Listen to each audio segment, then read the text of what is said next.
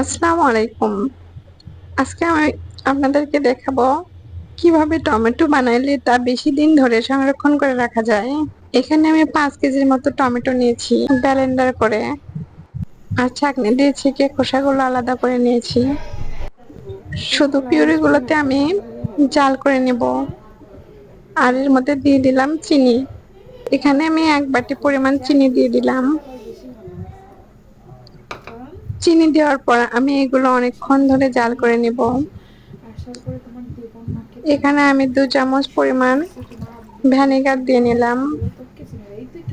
ভিনেগারটা দেওয়ার চেষ্টা করবেন, এটা দিলে টমেটো সস অনেকদিন পরিমাণ সংরক্ষণ করে রাখা যায়। তারপর আমি একটু আদা রসুন বাটা দিয়ে দিলাম। আদা রসুন বাটাটা দেওয়ার পরে আমি দিয়ে দেব তেঁতুল।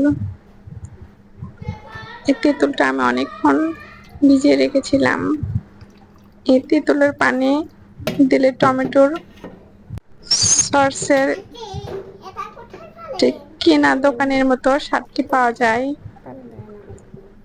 আমি আবার একটু ভিজে রেখে আর একটু দিয়ে দিলাম।